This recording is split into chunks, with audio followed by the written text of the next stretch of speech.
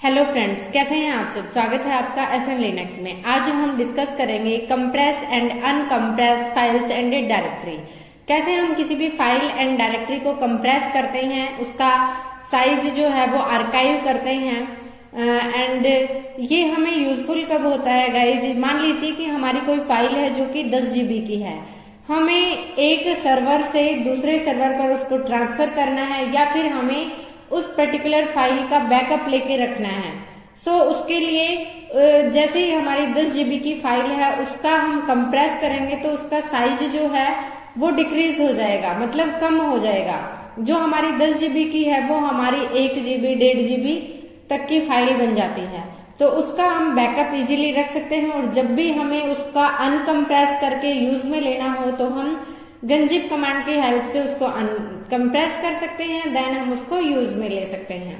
तो इस तरीके से हम अपना कंप्रेस एंड अनकंप्रेस करते हैं। इसके लिए हम यूज करते हैं टार कमांड का, gzip का, गंजिप का। सो बेसिकली आज हम डिस्कस करेंगे कंप्लीट, या फिर हमें ट्रांसफर करनी होती है तो भी हमें ज्यादा टाइम ना लगे, इसलिए हम उसको कंप्रेस करते हैं देन ट्रांसफर करते हैं। ट्रांसफर कैसे करते हैं हम SCP की हेल्प से भी करते हैं, SFTP की हेल्प से भी करते हैं, rsync से भी करते हैं। सो बेसिकली ट्रांसफर करने के बाद वहां पे हम उसको अनकंप्रेस करके उस डाटा को देख सकते हैं। सो देर न करते हुए आज स्टार्ट करते हैं, प्रैक्टिकल भी करके देखेंगे। So first of all, what is tar in Linux? The tar command in Linux is used to create, extract and manage archive files. So basically tar command क्या काम करता है? क्रिएट करता है, एक्सट्रैक्ट करता है एंड हमारी आर्काइव फाइल्स को मैनेज करता है। The tar stands for tape archive. tar का मीनिंग क्या होता है? Tape archive and it combine multiple file into a single archive file. Often compressed using gzip, bzip2 and xz. Basically हम mostly हमारा जो सबसे ज्यादा कंप्रेस करता है वो हमारा gzip होता है। हमें थोड़ा कंप्रेस करना हो तो उस अकॉर्डिंग हम bzip2 और xz का भी यूज करते हैं। तो मेनली मैं अपने प्रोडक्शन पर gzip फॉर्मेट का ही यूज करती हूँ। Below are some common ways to use the tar command. So basically क्या होता है, इसमें कुछ ऑप्शंस होते हैं, सिंटैक्स होता है, वो अभी हम डिस्कस करेंगे। इससे जो सिंटैक्स हम यूज करेंगे उसमें हम कुछ ऑप्शंस का यूज करते हैं जो इस प्रकार से हैं।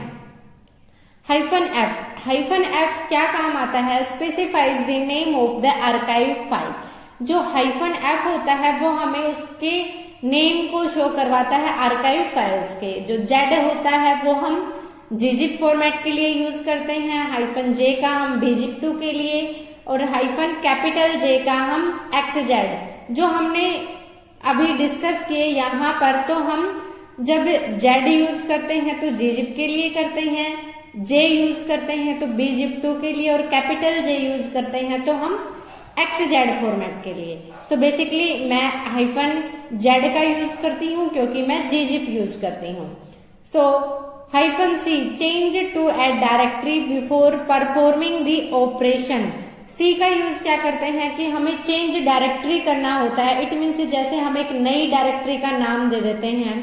मान लीजिए मेरे को कोई फाइल है, मेरा F1 करके फाइल है, उस फाइल का मेरे को नया नाम देना कि मैंने उसको फॉर्मेट दे देते हैं हम .tar करके, कि हम उसका टार कर रहे हैं। तो जब भी हमें कुछ भी ऑपरेशंस करने होते हैं उससे पहले हम डायरेक्टरी चेंज करते हैं। क्रिएट ए टार आर्काइव, कि हमें फर्स्ट ऑफ ऑल एक टार क्रिएट करना है तो हम कमांड यूज करते हैं टार, देन सी, जो अभी हमने देखा कि हमें कोई भी ऑपरेशन करने से पहले एक डायरेक्टरी का नाम चेंज करना। वी वर्बोस के लिए इट मीन्स जो भी एक्टिविटी हो रही है वो हमें हमारे टर्मिनल पर शो करता है।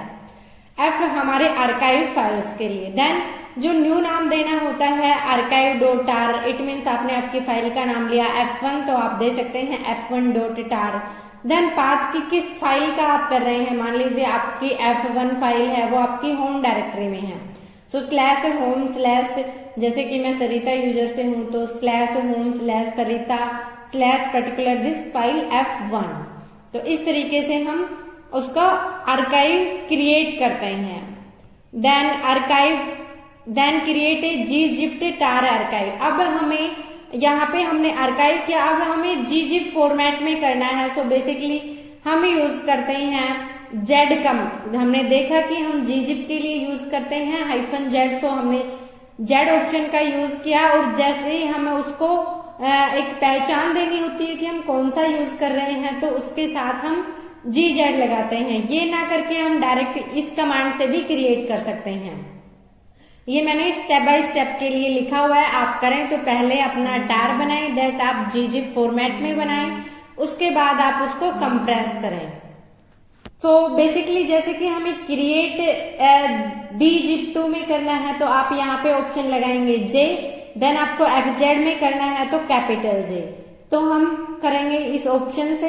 नेक्स्ट हम कुछ और चीजें दिए हुए हैं कि एक्सट्रैक्टिंग एन आर्काइव फाइल, आपको वहां पे क्रिएट करना था, आप ऑप्शन यूज कर रहे थे C, देन आपको एक्सट्रैक्ट करना है तो आप यहाँ पे ऑप्शन यूज करते हैं X का, देन आपका टार -xvzf, देन आपका जो भी आपने टार gzip फॉर्मेट में बनाया है आर्काइव आपका, उस फाइल का नेम।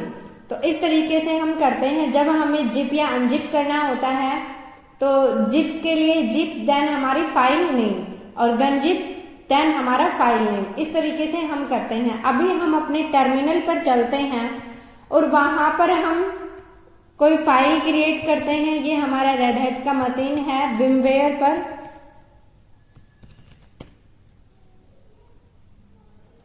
सो बेसिकली यहाँ पे हमारा पहले से कुछ है या नहीं, इसमें अभी कोई फाइल नहीं है। अभी हम फर्स्ट ऑफ ऑल एक फाइल क्रिएट करते हैं।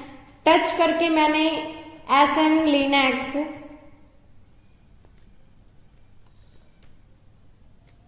मैंने टच करके एक फाइल क्रिएट करती हूँ SN Linux के नाम से .txt।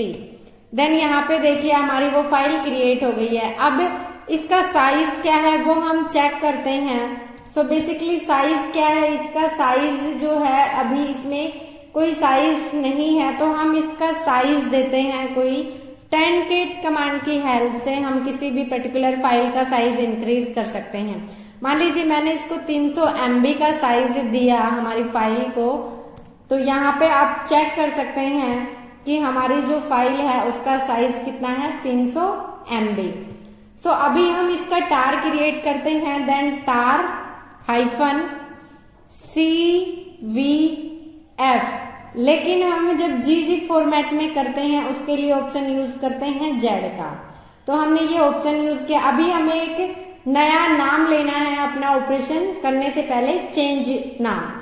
सो बेसिकली मैं इसका नाम लेती हूँ SN Linux .txt .tar.gz। Then किसका नाम ले रही हूँ, किसका नाम हम ले रहे हैं, SN Linux का। सो एंटर। अभी इसमें थोड़ा सा टाइम लेता है ये इसको। सो अभी हमारा जो SN Linux था वो था 300 MB। अभी इसके बाद हम इसका साइज चेक करेंगे क्योंकि अभी ये इसका आर्काइव कर रहा है। तो हमारा हो गया है। अभी हम फिर से इसका साइज चेक करते हैं। तो यहाँ पे आप साइज देखिएगा, आपका जो आपने ये टारकाइव फॉर्मेट बनाया इसका साइज है थोड़ा सा, मतलब 299 KB में है ये। तो बेसिकली जो हमारा MB में था वो चीज हमारी KB में हो गई है। अभी इसको हमें फिर से सेम उसी साइज में करना हो तो हम यूज करते हैं गनजिप कमांड का। सो बेसिकली गनजिप, देन हमारा फाइल नेम, एंटर। अभी ये थोड़ा सा फिर टाइम लेगा, फिर हम इसका साइज चेक करते हैं कि क्या बेसिकली इसका पर्टिकुलर साइज रहता है। तो अभी आप यहाँ पे देखिए, अभी हमने जैसे ही गनजिप किया तो ये हमारा इसका साइज फिर से वही साइज हो गया है। तो इस तरीके से हम अपना फाइल का साइज कंप्रेस करते हैं, अनकंप्रेस करते हैं। सो बेसिकली हमें जब ये टार हटाना होता है तो क्या करते हैं हम इसके लिए हम यूज करते हैं टार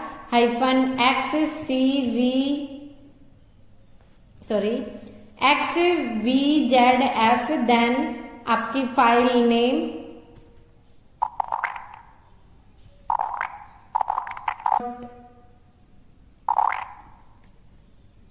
txt.tar.gz।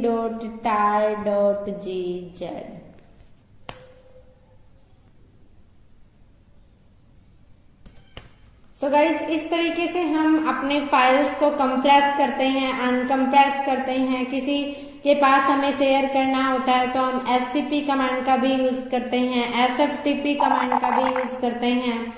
सो बेसिकली इस तरीके से हम यूज करते हैं। आरसिंक कमांड का भी हम यूज करते हैं।